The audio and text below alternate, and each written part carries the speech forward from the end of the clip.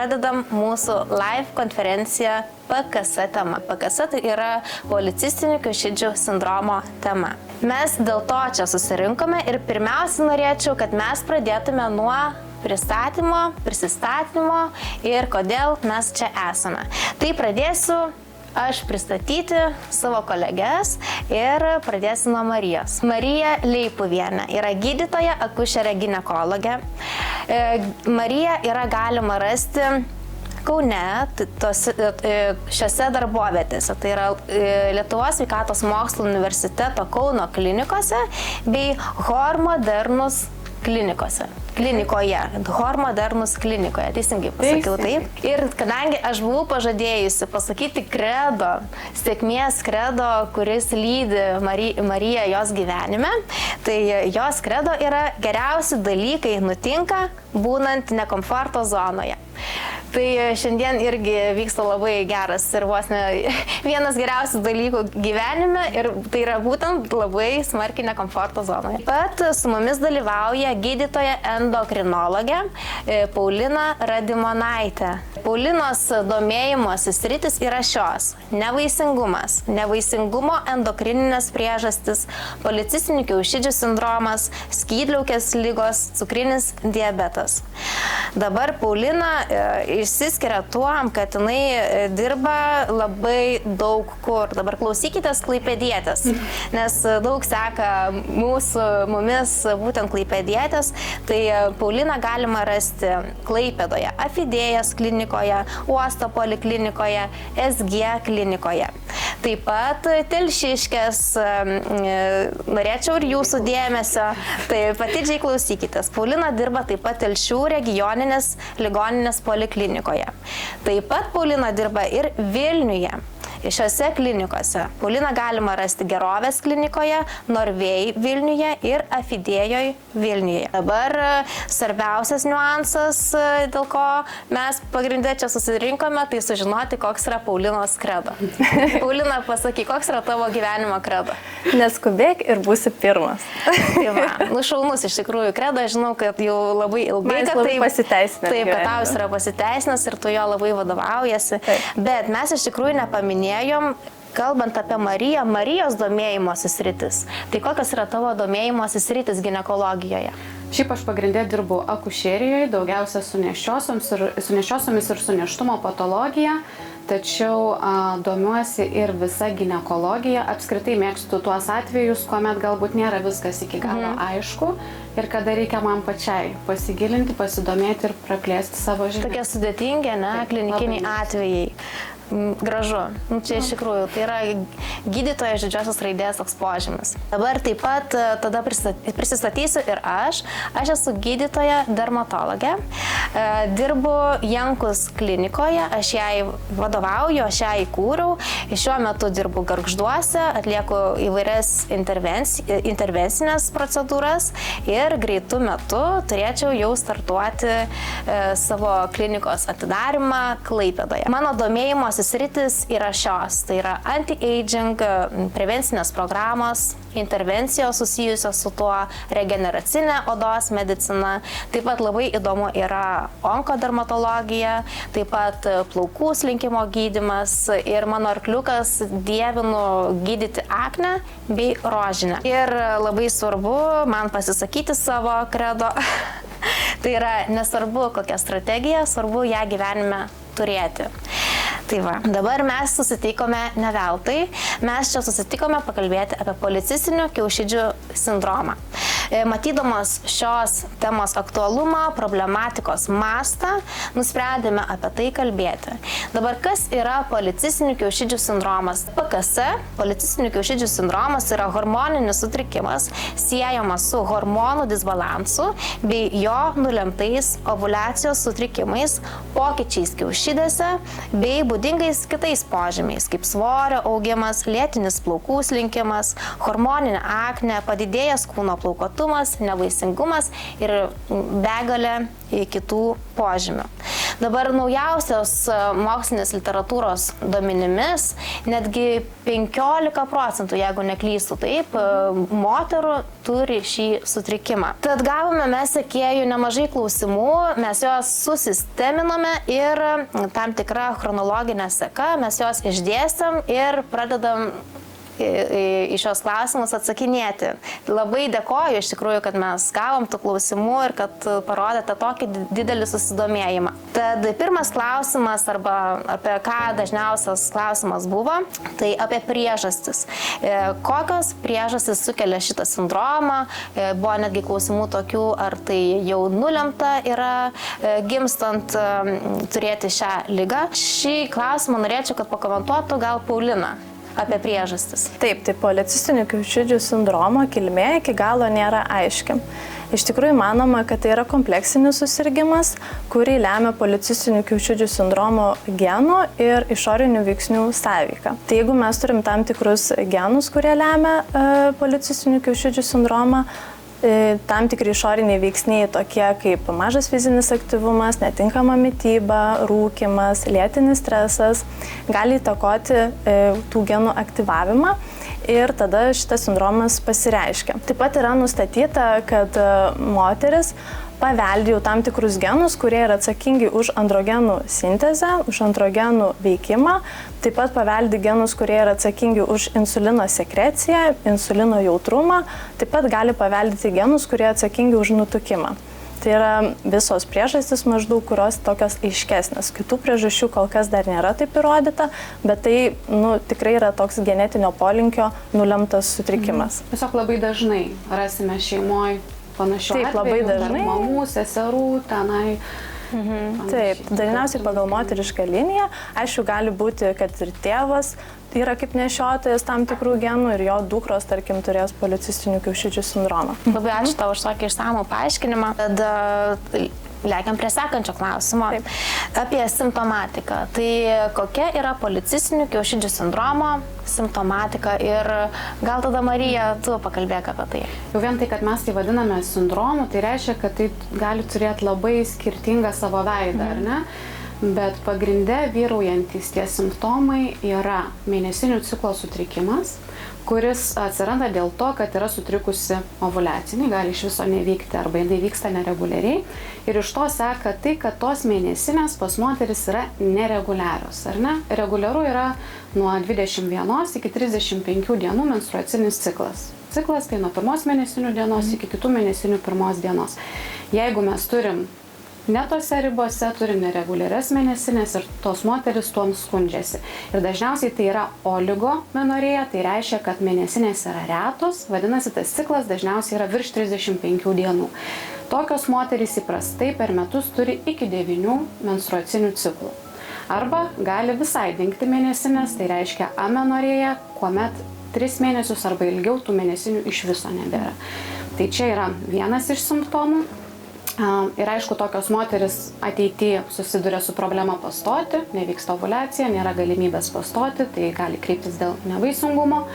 Ir kitas dalykas, net jeigu pastoja, tokios moteris turi didesnę riziką nėštumo komplikacijom persileidimams. Kitas simptomas yra hiperandrogenizmas, tai yra padidėjusio vyriškų lytinių hormonų sąlygoti organizmo pokyčiai, kurie turi tikrai labai bjaurią išraišką moters kūnui, ar ne, ir tikrai moteris tą labai išgyvena ir kompleksuoja dažnai dėl to. Čia turi tikriausiai menį tą plaukų slinkimą, tai čia viskas bus, jo, ir padidės plaukuotumas, bet jis tokiose netipinėse zonose, ar ne, mes turėsim virš lūpos, ant barzdos, aplink spenelius, bambo zonoj, vidiniam šlaunų paviršyje. Aš dar galėčiau ir papildyti šitoje vietoje, nes iš principo tas hirsutizmas yra vertinamas pagal Ferimano galvai tokią skalę. Bent jau mes endokrinologai tai vertinam. Jo, tai yra tos blogos patologinės vietos, nes iš tikrųjų dažnai nežino, kurioje vietoje, galvoja, kad ten jau čia labai plaukuotumas padidės, bet iš tikrųjų yra blogos tos patologinės vietos, tai veido sritis, tai kaip pat ir minėjai, tada krūtinė, tai ne tik gali būti spenelių sritis, tai gali būti apskritai krūtinės vieta, pilvas, nugara, tada yra šlaunis ir žastas, žasto vietos, ne? Tai šitos vietos yra kaip patologinės, tai jeigu tose vietose yra tamsių plaukų, kurie neturėtų tose vietose būti, tai jau galima vertinti kaip paskaičiuoti tą pagal skalę ir įvertinti hirsutizmo tokį kaip laipsnį. Tai šiaip, jeigu tai pagal tą skalę, tai iš principo yra įvairių tų vertinimo, kaip sakant, dalykų, bet šiaip pagal pas mus tai maždaug yra, jeigu turim daugiau negu 6 balus arba maždaug daugiau negu 8 tose ribose, tai tada vertinam, kad plaukuotumas yra padidėjęs moterų tarpe.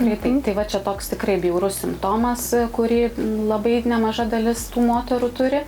Taip pat dažnai būna aknė, seborėja ar ne, ir kiti tokie hiperandrogenizmo požymiai, kur ten, tarkim, būna klitorio hipertrofija, balso tembro sumažėjimas, jie nėra labai būdingi policistiniam kiaušidžių sindromui.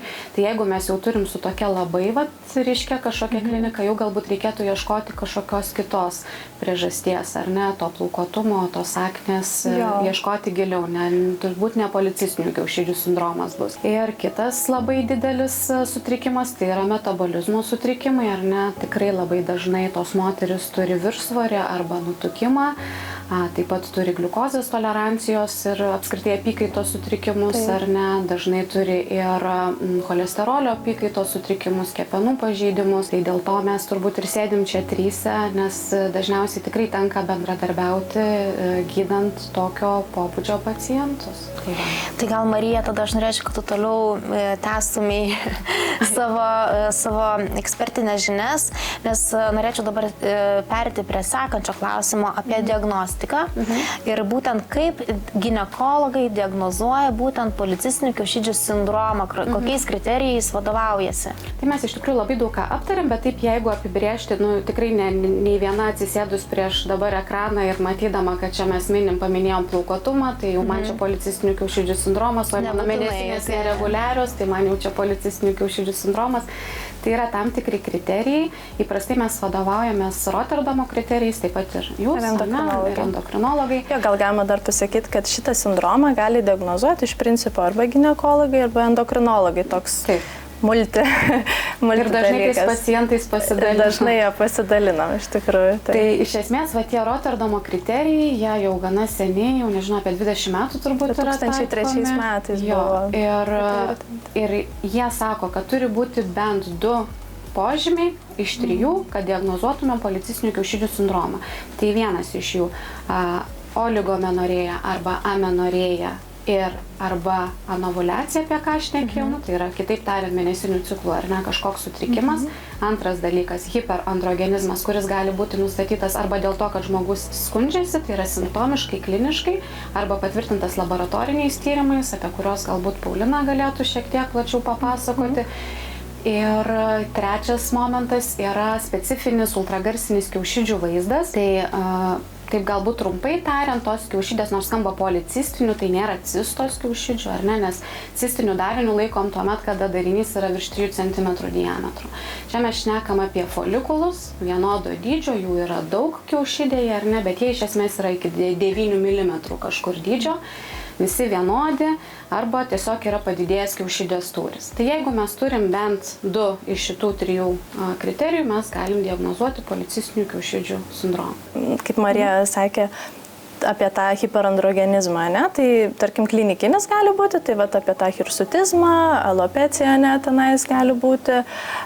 Ir dažniausiai, bent mes endokrinologai nustatinėjom iš kraujo tyrimų, tai tą biocheminį hiperandrogenizmą vadinamą, tai visada atliekam testosteroną tyrimą, SHBG tokį tyrimą ir visada reikia paskaičiuoti laisvų androgenų indeksą, kuris bent jau mūsų diagnostikos kriterijos ir algoritmuose iš principo yra vienas kaip pagrindinių dalykų, pats tiksliausias, kurio metu, kurį įvertinus galima nustatyti hiperandrogenizmą, nes realiai iš vieno testosterono tyrimo tai tikrai nenustatinėjama. Tai dar kartą pakarto, koks būtent tas tyrimas yra? Apskaičiuoti reikia laisvų androgenų indeksą. Laisvų androgenų indeksą. Jo, jį galima apskaičiuoti, yra tiesiog formulė, internete pilna tų formulių, ta prasme galima pasiskaičiuoti arba šiaip paprastai tiesiog irgi. Bet jisai susidaro apskaičiuojamas iš testosterono ir SHBG tyrimo ir įsistato į formulę ir tiesiog 2 hormoninių tyrimų. Testosterono ir SHB tyrimas. Jo, tai lytinius hormonus sujungiantis globulinas, jeigu taip.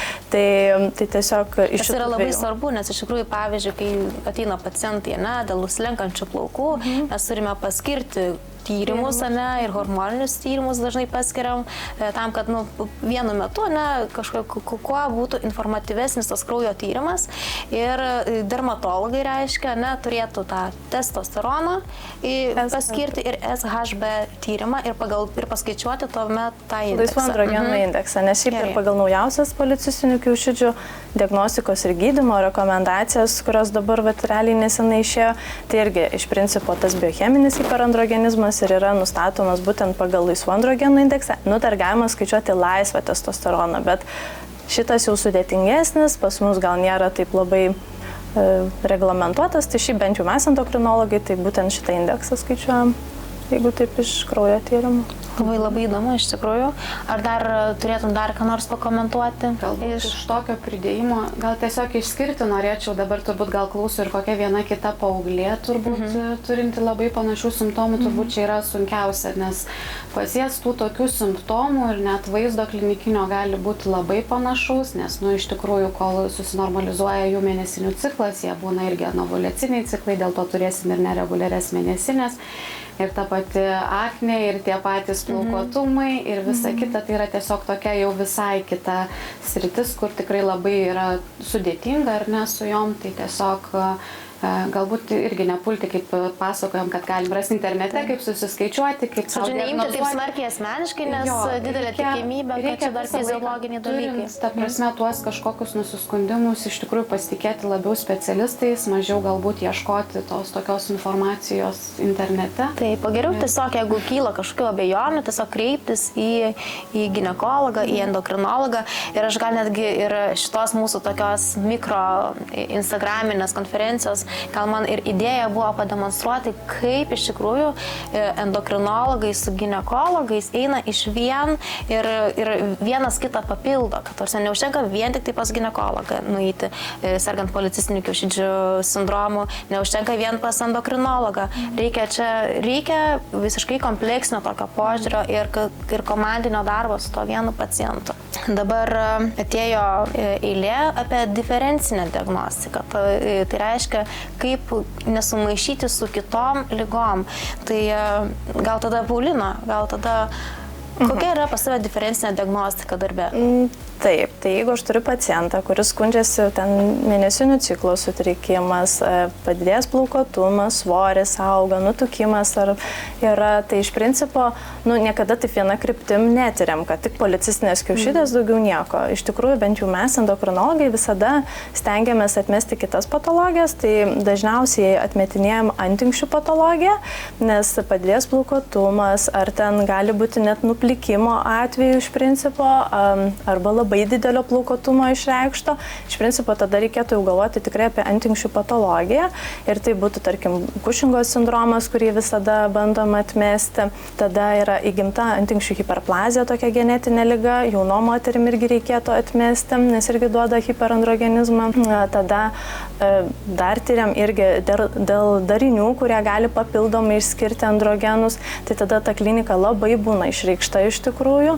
Tai vat visą laiką dėl šitų bandom įvertinti, tada tyriam aišku ir dėl skydliaukės patologijos, nes irgi gali būti svorio augimas, mėnesinių ciklo sutrikimas, nes ne visada būna visi simptomai, dažnai būna ir tiesiog vos keli simptomai. Tai jeigu yra mėnesinių ciklo sutrikimas, visada reikia skydliaukės patologiją atmesti, tada dar dėl hiperprolaktinemijos tyriam, tai visada ir prolaktino tyrimas yra atliekamas, nes mėnesinių ciklo sutrikimas yra vienas iš pagrindinių simptomų būtent hiperprolaktinemijos. Tai tas ištyrimas endokrinologo bent jau yra iš tikrųjų ganėtinai platus ir viskas atliekama dažniausiai iš kraujo tyrimų. Kas liečia Kušingo sindromą, tai tarkim, tik iš kortizolio pačio tyrimo niekada nenustatinėjom šitos patologijos, nes tai nėra toks 100% tikslus tyrimas, ar ten paros ritmą, kaip dabar irgi labai populiaru, daug kas pasidaro, bet tai irgi nėra taip pats tiksliausias dalykas. Šiaip, jeigu taip Kušingo sindromui ištirti, visada atliekam tokį mini mėginuką. Tai tarkim vis tiek, jeigu turi tokių simptomų ir reikėtų išsitirti dėl antinkščių patologijos, tai vis tiek reikia endokrinologo. Tai patarimas va toks. Ir Šiaip ta diferencinė diagnostika yra ganėtinai plati iš tikrųjų iš to klausimo. Ir jeigu mes nustatom policistinių kiaušidžių sindromą, tada vis tiek irgi tyriam dar ir angliavandenių apykaitą, nes iš principo dažnai būna kartu ir angliavandenių apykaitos sutrikimas, kuris realiai jį pakoregavus situacija labai pagerėja. Čia toks kaip užburtas ratas gaunasi. Iš tikrųjų, jeigu nereguliuotumėm angliavandenių apykaitos, kaip galbūt šiek tiek irgi gal paminėsim ir apie metforminą, apie gydymą paskui. Jo, tai tiesiog netvarkydami tos vietos tokį užburtą ratą turėsim, kas vėl didins vėl tų androgenų kiekį ir panašius dalykus. O diferencinė diagnostika tada tavo darbė kaip ginekologo? Tai iš esmės Paulina labai plačiai viską papasakojo, net nežinau, ką tokio galėčiau pridėti. Bet iš esmės, jeigu pas mane atėjo pacientė, kuris skundžiasi ar ne hiperandrogenizmu, ar ne, bet nematau aš nei ultragarsinio to vaizdo, ar ne, nėra mėnesinių ciklo sutrikimo, man jau iš karto aišku, kad tai yra ne mano profilio turbūt pacientė, ar ne, aš ją pasižiūriu, aišku. Jeigu nėra mėnesinių ciklo sutrikimo, jeigu yra tik vienas komponentas iš Rotterdamo kriterijų, ar ne, kažkuris, tai man iš karto atkrenta. Ir ką tada tokiu atveju darai, kur siunti tada? Endokrinologai. Mes labai dažnai būna, kad paimam iš karto tuos plačius tyrimus, ar ne, nes mes irgi žinom tas priežastis, kartais būna su tyrimais, jau nusiunčiam pas endokrinologo, kartais nusiunčiam, kad jisai pats tą užsisakytų tuos visus tyrimus, nes vis tiek nutuokiantas galimas priežastis ir tą pačią linkmę tyriam, kaip ir endokrinologas. Tikriausiai atkreipė dėmesį, kad aš kaip dermatologas iki šitos vietos pakankamai taip tylėjau, nes iš tikrųjų dermatologai neužsiima policistinių kiaušidžių sindromo diagnostika. Mes labiau jau su ta simptomatika dirbam, su simptominiu gydymu, tad gal tada eikim jau ir prie gydymo. Prie gydymo ir koks yra policistinių kiaušidžių sindromo gydymas. Galiu pradėti tiesiog. Taip, gerai, tada Paulina. Šiaip policistinių kiaušidžių sindromo gydymas, jis yra labai platus. Iš principo vieno vaisto nėra šitoje vietoje ir kažkokios stebuklingos piliulės ar kažkokio vieno gydymo metodo iš principo nėra. Visada yra klausimas, koks yra pagrindinis simptomas, kuris kankina pacientę. Koks yra pagrindinis sutrikimas iš principo, dėl ko jinai atėjo pas gydytoją. Tai šita dalis ir kitas dalykas visada yra klausimas, ar planuoja nėštumą, kokiam gyvenimo etape, ar jinai planuoja nėštumą, ar neplanuoja nėštumą. Nes jeigu... Ne apskritai, bet va šiuo momentu. Šiuo momentu, jo, apskritai tai čia gal po 10 metų planuoja. Yra, tarkim, planuoja, jeigu planuoja. Jo, bet jeigu, tarkim, planuoja nėštumą, tai tada mūsų gydymas vis tiek bus, mes kontraceptikų tą dalį jau atmesim, tai mums jau netiks, tai tada mes vis tiek tyriam, kas liečia endokrinologus, tai mes visada bandom įvertinti tą angliavandenių apykaitą ir įvertinti, ar yra kažkoks gliukozės apykaitos sutrikimas ir tada tiesiog sprendžiam, ar yra indikacijų tam tikriems vaistams, kurie iš principo yra, tai yra metforminas realiai, kuris daug metų yra vartojamas iš principo policistinių kiaušidžių sindromo gydymui, bet nors jisai realiai yra kaip cukraligės, cukrinio diabeto vaistas, bet šitą angliavandenių apykaitą jisai sutvarko, nes pagrindinis kaip patogenezinis dalykas prie policistinių kiaušidžių sindromo tai yra hiperinsulinemija.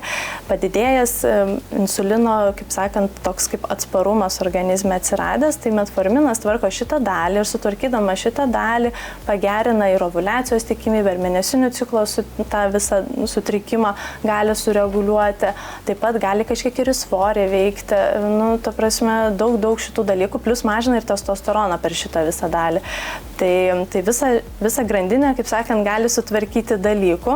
Tai metforminas, ne? Jo, tai metforminas turi savo tikrai tokią svarbią vietą šitam gydymo galimuose dalykuose. Tai kitas galimas metodas, tai yra inozitolio tokie kaip papildai. Dabar jie ganėtinai populiarūs ant bangos. Tikrai daug klausimų buvo apie inozitolį. Jo, tai inozitolis, bent jau mes iš endokrinologo, kaip sakant, pusės, tai aš rekomenduoju inozitolio papildus, nes yra daug tikrai tyrimų atlikta ir nemažai visokių analizių padaryta ir dabar naujausiose rekomendacijose iš principo inozitolis yra kaip vienas iš pasirinkimo vaistų, tokių kaip papildų labiau, ne kaip vaistas. Tai jisai gali būti skiriamas šitoje vietoje, nes jis irgi gali mažinti ir tuos testosteronus, angliavandenių apykaitą tvarkyti ir tai pagerinti ovuliacijos tikimybę, kas yra labai svarbu ir reikalinga, būtent jeigu moteris planuoja nėštumą. Tai šitoje vietoje yra pagrindinis ovuliacijos sutrikimo, kaip sakant, dalis. Tai inozitolis gali šitą dalyką pagerinti. Gerai, o jeigu neplanuoja? Taip, o jeigu neplanuoja, tai tada vis tiek ginekologai labiau turėtų gal užsiimti. Aišku, čia yra kompleksinis dalykas. Metforminas tikrai nepamaišo šito vietoje, irgi gali būti kaip variantas. Tai gerai, tai tarkim, tarkim, serga mergina policistiniu kiaušidžių sindromu, jinai nėštumo neplanuoja, tai koks tada yra gydymas, koks yra algoritmas? Tai mes iš esmės, ką norim su ta mergina padaryti, norim tvarkyti, ar ne, hiperandrogenizmo kažkokius tuos požymius, ar ne, ir kitas dalykas, ką mes labai norim padaryti, tai yra saugoti endometriumą. Nes jeigu nevyksta ovuliacija pas moterio organizme, ar ne, tai po ovuliacijos kiaušidėje susiformuoja įprastai geltonkunis, kuris išskiria progesteroną, ar ne, ir tas progesteronas ruošia moters gimdą nėštumui. Ir jeigu tas nėštumas neįvyksta tą mėnesį, ar ne, geltonkunis sunyksta, staiga progesteronas krenta ir gleivinė atsidalina. Įvyksta mėnesinis. Tai moterims, kurioms neįvyksta ovuliacija, nesusiformuoja geltonkunis, ar ne, vadinasi, ta gleivinė ten tiesiog veši netvarkingai ir atsidalina tiesiog taip kažkokiais padrikai, ar ne, normalių mėnesinių nėra. Ir yra rizika endometriumo hiperplazijos ir vėžio. Tai todėl mes tokioms moterims turim skirti, dažniausiai rekomenduojamos pirmo pasirinkimo yra sudėtinės kontraceptinės tabletės, apie tai kokios konkrečiai moteriai skiriamos, tai mes jau aptariam gydytojo kabinete, iš tikrųjų tų variantų yra labai daug, ar ne, nes labai svarbi moters anamnezė ir kiek jai metų ir kokios rizikos įvairios yra. Jeigu, tarkim, negalim dėl kažkokių priežasčių skirti sudėtinių kontraceptinių tablečių, galim skirti tik progesterono turinčius preparatus tam tikromis mėnesinių ciklo dienomis arba įdėti spiralę turinčio levonorgestrelio, ar ne, tai šita yra hormoninė pusė. Ir mes tikimės, kad pusės metų laikotarpyje, skiriant sudėtinės kontraceptinės tabletės, turi pradėti gerėti situacija, turi mažėti hiperandrogenizmo požymiai. Iš esmės ir turim turėti apsaugotą endometriumą ir turim kontracepciją, visus tris ar ne tokius komponentus. Jeigu po 6 mėnesių nėra efekto, galima svarstyti apie antiandrogenų skirimą. Tai dažniausiai turbūt spironolaktoną joms rekomenduoja. Jo, bet čia tiesiog klausimas, ar yra tas hirsutizmas ir ta išreikšta ta klinika, nes kitom nebūna. Tai tada jo, iš tikrųjų, jeigu yra išreikšta klinika, tai vienas iš variantų po pusės metų vartojimo sudėtinių kontraceptinių tablečių yra pridėti antiandrogenus, tai ir tada tikėtis geresnio efekto. Bet kaip sakant, tas juodas plaukas tamsus, kuris jau išaugo, jisai realiai neiškris iš principo savaime. Čia tik tais mes tikimės, kad daugiau neatsiras plaukų, kad sustabdysim progresavimą ir kad neprogresuos. Bet ten, kur jau išaugęs plaukelis ar kažkoks tamsesnis, tai tada vis tiek turi būti irgi kompleksinis gydymas ir, ta prasme, ir visos šalinimo priemonės, kitais metodais. O man iš tikrųjų taip natūraliai dabar iškilo klausimas, toks neplanuotas. Dabar ar yra kokių nors nepagristų baimių gydant kontraceptikais? Ta prasme, ar yra nepagristų baimių pacientui pradėti gydymąsi kontraceptikais? Tai čia turbūt jų yra labai daug, kad jos augina svorį, pavyzdžiui, ar ne, iš esmės nėra įrodymų, kad augintų, bet jos didina apetitą. Tai aišku, jeigu pacientę mes informuojam, kad jūsų apetitas bus didesnis, nes jūs vartosite kontraceptikus, galbūt įmanoma kažkaip dėliotis tą savo mitybos režimą, laikytis jo ir nepriaugti to svorio. Galbūt šiek tiek sulaiko skysčio organizme, bet aš manau, kad tai yra sveiko proto ribose kontroliuojami dalykai ir juos tikrai galima aptarti gydytojo kabinete. Ir ta rizika nevartojant yra didesnė gerokai turbūt negu vartojant kontraceptinės tabletės. Tai aišku, kaip ir bet kuris preparatas, visi jie turi kažkokių galimų, nepageidaujamų. Turbūt yra daug variantų pasirinkimo, jau kažkas netinka, visada gydytojai pasikeisti, galima ieškoti biškelį tinkamesnio metodo, kaip ir minėjau, galima pereiti prie vien progesterono turinčių kažkokių preparatų ar ne vietinio labiau poveikio kažkokio. Tai, bet sakau, tai visą tai vyksta diskusijos gydytojo metu kabinete, ir jau pradėjus tą gydymą ir matant, kokie yra rezultatai. Ar ne, ir kaip sakant, čia reikia suprasti gal, kad niekas per vieną dieną nesusitvarko. Iš tikrųjų reikia efekto vertinimo, tai reikia to sekimo ir tos kontrolės. Jei kažkas netiko, pabandom kitus metodus, jei kažką priderinam, gal kažkas naujo atsitiko. Ta prasme, labai individualiai šitos situacijos sprendžiamas ir per vieną mėnesį nesusitvarko situacija. Ir aš labai pastebėjau, kad tiesiog tie žmonės labai dažnai pradeda keisti specialistus vien dėl to, kad, kažkas netiko, ne? Atrodo, kad mėnesį vartoju jau kontraceptikus, bet man nepadėjo, čia gal nueisiu pas kitą, man gal... Tai vietoj to, kad tam pačiam specialistui pasakytų, ne, kažkokius savo lūkesčius ar kažkas netiko, ne, kad pasakytų, tai eina pas kitą tiesiog specialistą, ne, vietoj to, kad galbūt tas specialistas ieškotų kitų, ne, metodų kitų. Dažniausiai sakau, kad būna ateina ir tu tiesiog turi pratęsti tai, ką jau pradėjo tavo kolega, nes tas kelias yra teisingas, tiesiog dar praėjo per mažai laiko, kad būtų tas efektas, kurio pacientas tikisi. Tai tiesiog taip. Ir kada jau tikėtis, būtų galima tikėtis jau tokių apčiapamų rezultatų? Pusmetis Pusę metų, tai? Pusę metų. Tai yra pusę metų, tai čia mes kadangi kalbam apie gydymą ir man tai labai yra svarbu šitas jūsų pasakymas, kad pusę metų tik tai galima pradėti čiuopti kažkokius rezultatus. Mano pacientai, ne, pas mane kreipiasi dėl aknės arba dėl plaukų slinkimo, ne? Ir man tas pasakymas, kad pusę metų aš negaliu sau leisti pacientų negydyti simptominių gydymų ir laukti, kol, tarkim, susitvarkys policistinių kiaušidžių sindromo ta jau visa bazė. Dėl to, kad delsiant aknės gydymą, pačių spuogų, paties uždegimo yra rizikuojama ilgalaikiais visam gyvenimui padariniais, tai yra randais. Kitas dalykas su plaukų slinkimu yra, kodėl labai svarbu lygiagrečiai simptominis gydymas plaukų slinkimo, dėl to, kad yra didelė rizika prarasti plaukų svogūnėlius. Tiesiog degraduoja plauko svogūnėlis dėl prastėjančios, tarkim, kraujotakos užspazbuotos, dėl tų pačių patogenezinių, tos pačios patogenezinės grandinės ir aš negaliu sau leisti, kol visiškai susitvarkys policistinių kiaušidžių sindromo visa ta bazė, dėl to, kad mano pacientas per tą laiką plinka. Aš privalau šitą procesą sustabdyti, nes jis dažnai yra sunkiai grįžtamas arba stabdomas. Tai aš gydau aknę, aš gydau plaukų slinkimą, nepaisant to, kad aš siunčiu pas ginekologą, aš siunčiu pas endokrinologą, nes mes turime suprasti, kad tai nesikerta. Tai eina lygiagrečiai.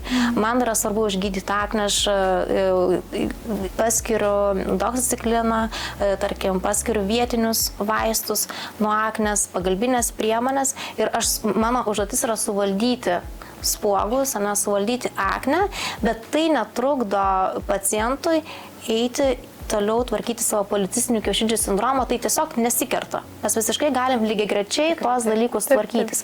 Lygiai taip pat ir plaukų slinkimą. Aš ekstra iš karto pradedu tvarkyti plaukų slinkimą, pradedu intervencijas, kraujo plazmos injekcijas, pradedu tepamais vaistais, tarkim, kaip minoksidilis yra game changing, čia dabar vaistas, kuris labai padeda irgi stabdyti plaukų slinkimą, tam tikrus papildus paskiriu pagal kraujo rezultato rodiklius. Bet man, sakau, lygiai taip pat yra svarbu, kad tas pacientas bendradarbiautų taip pat su ginekologu ir endokrinologu. Ir tai šis laivas ir rodo, kodėl aš su savo pacientu, su tais simptomais, policistinių kiaušidžių sindromo, tarkim, tikėtinais simptomais, aš siunčiu praktiškai kiekvieną tą moterį į ginekologų ir endokrinologui. Tai jo, tai čia turbūt esmė ir yra, dėl ko mes visos trys ir šiaip turbūt akcentuoti, kad, kaip sakiau, kad nėra vieno vaisto šitam sindromui išgydyti, tai visada gydom pagrindinius simptomus. Tai jeigu turi aknę išreikštą, tai tikrai dermatologas labai, mėnesinių ciklo sutrikimą, neplanuoja nėštumą, tai tikrai ginekologas čia labai kartu. Yra kažkoks antsvoris, angliavandenių apykaitos sutrikimas, endokrinologai mes imamės irgi. Labai dažnai dar turbūt prisidėtų ir tie patys dietologai, nes iš tikrųjų svorio kontrolė, ar moteris planuoja nėštumą, ar jo neplanuoja, apskritai visos šitos ligos kontrolė yra labai labai svarbi. Ir iš viso, pavyzdžiui, akne, ne? Akne jinai negali dėl vieno dalyko susiformuoti. Tai yra kompleksinių priežasčių toks padarinys. Reikia labai kompleksiškai gydyti. Irgi su ta mityba lygiai taip pat yra įrodyta, kad pieno baltymas gali prisidėti prie aknės būklės pablogėjimo. Dabar irgi su kontraceptikais. Kontraceptikai, savaime aišku, kad jie gali palengvinti aknę, gali išgydyti aknės visus tos simptomus, dėl to, kad tiesiog yra aknės susiformavimui reikalingas ir hormoninis fonas, kurį ginekologai ar endokrinologai jie suvaldo ir dėl to akne gali palengvėti. Bet kontraceptikais akne galima gydyti tik tai tuo atveju, jeigu yra ginekologinė problema. Tik tai tuo atveju, jeigu ginekologinės problemos nėra, nepaisant to, kad kontraceptikai jie galėtų iš principo suvaldyti aknės epizodą, vis tik reikalinga gydyti tokiais atvejais sisteminiais antibiotikais arba sisteminiais retinoidais. Sisteminiai retinoidai yra skiriami sunkiom aknės formom, kada iš tikrųjų yra didelė randėjimo rizika, yra smarkiai išplitusi forma. Tai tokie būtų mano akcentai. Tai dar iš principo, kaip ir kalbėjom, kad realiai labai svarbu yra ir svorio korekcija šitoje vietoje. Tai buvo dietologai, bet svoris yra vienas iš pagrindinių dalykų, kad, tarkim, numetus svorio nuo 5 iki 10% per metus, gali net ir mėnesinių ciklas susitvarkyti ir netgi ovuliacija atsiranda.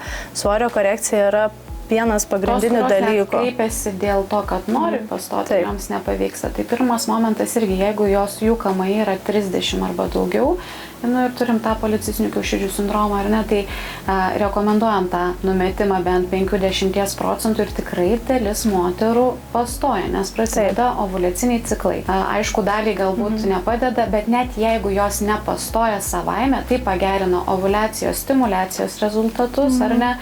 Ir pastojimo metu visos išeitys žymiai lengvesnės. Ir net pačiam neštumui mažiau komplikacijų, tais atvejais, kada moteris neturi to viršsvorio arba nutukimo. Taip pat dar yra toks niuansas, bent jau ir pas mane esu mačius tų pacienčių ateina, kuriuom yra labai ir psichologinė būsena blogam stovi, kaip sakant. Turi daug panašių simptomų į depresiją. Tai iš principo reikėtų vertinti ir šitą dalį dar. Na, aišku, čia gal ir endokrinologai labiau, nes realiai tikrai būna ir emocinio nestabilumo, labilumo to vadinamo, ir depresinių nuotaikų, ir įvairiausių tų situacijų. Tai jeigu dar irgi matom ir šitą dalį, tai labai reikėtų irgi pasižiūrėti ir įvertinti, kad gal čia ir psichologo ar psichiatro net irgi, kaip sakant, dalis irgi yra šitam. Tai mūsų šitam pokalbį reiškia dar trūksta. Dietologo ir psichiatro, psichoterapeuto, psichologo. Taip, mes daug tų problemų. Tiek smarkiai šita liga yra iš tikrųjų kompleksinė. Čia iš tikrųjų būtų tiesiog fantastika, iš fantastikos pasaulio, kad imtumėme tą pacientą, visi vienu įpū ir paimtume ir spręstume vienu kartu. Ir iš tikrųjų čia būtų tobula, kad netgi ir toj pačioj klinikoje dirbtų iš vien. Ir apsimtų visą komandą tokį pacientą sužiūrėti, valdyti. Ir aš labai linkėčiau tom pacientėm iš tikrųjų pasitikėti gydytojais. Tai iš tikrųjų perėjau šiek tiek per policistinių kiaušidžių sindromą, čia tokį formą. Buvo čia kažkas užrodė ir aš tokį pamačiau, kad yra kažkoks toks nepasitikėjimas dar to gydytojo. Nes labai tikrai didžioji dalis nori kažkokio greito rezultato. Taip. Arba galvoja, kad gal vienas vaistas čia kažką išgydys, bet gal gydytojas vaisto nežino. Gal yra kažkas, ko nežino. Tai čia gal ir rodo, kad to trūksta kalbėjimas. Tiesiog reikia būti atviru su gydytoju, pasakyti savo lūkesčius, pasakyti, aš noriu greito rezultato, ne? Ir nuleidžiama. Tada nuleidžiama.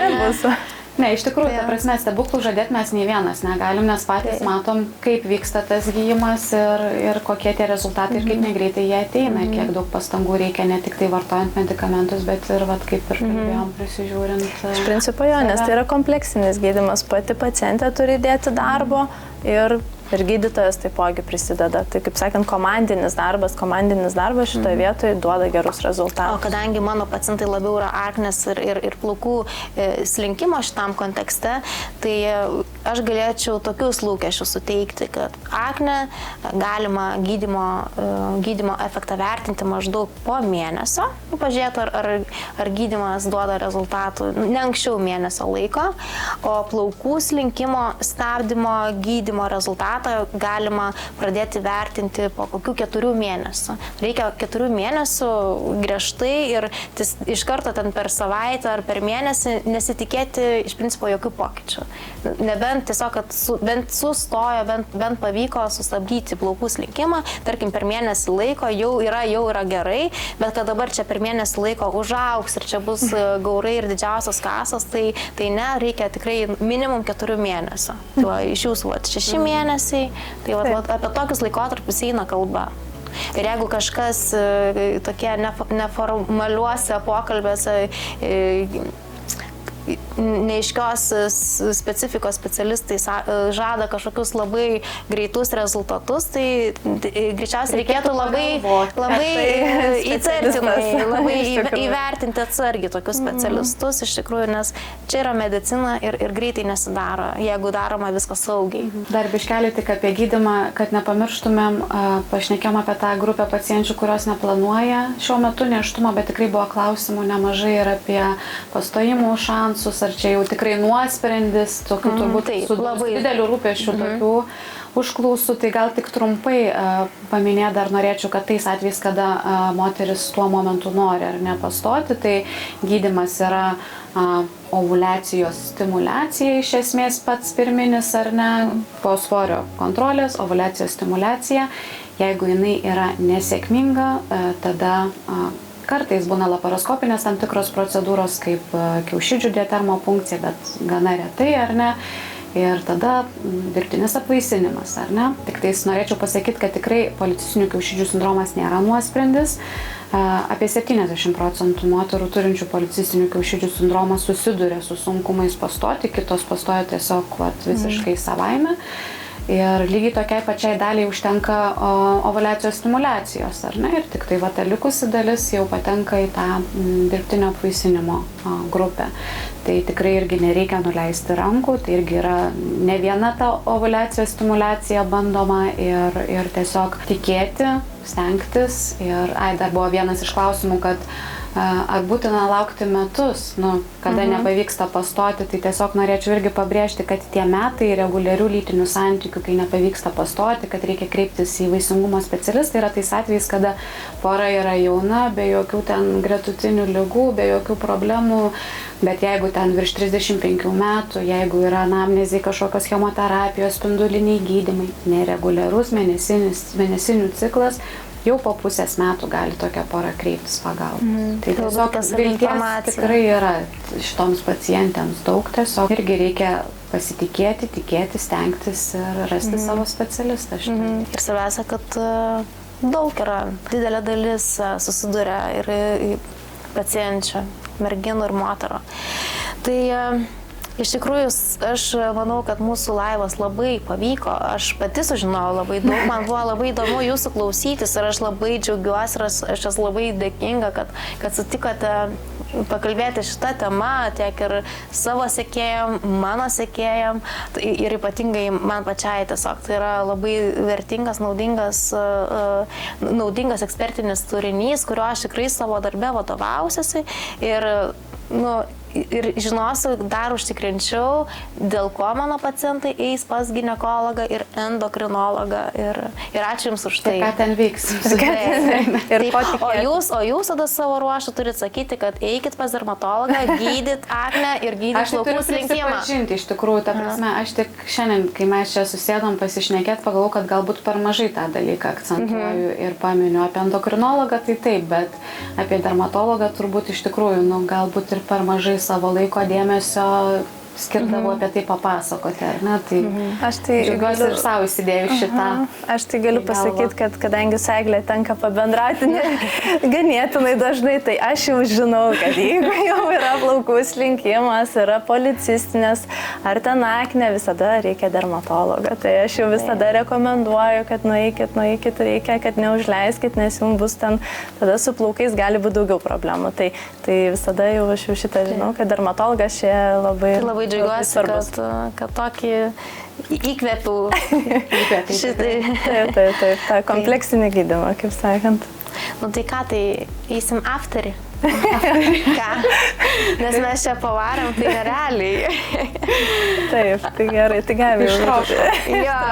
Ir susidažti.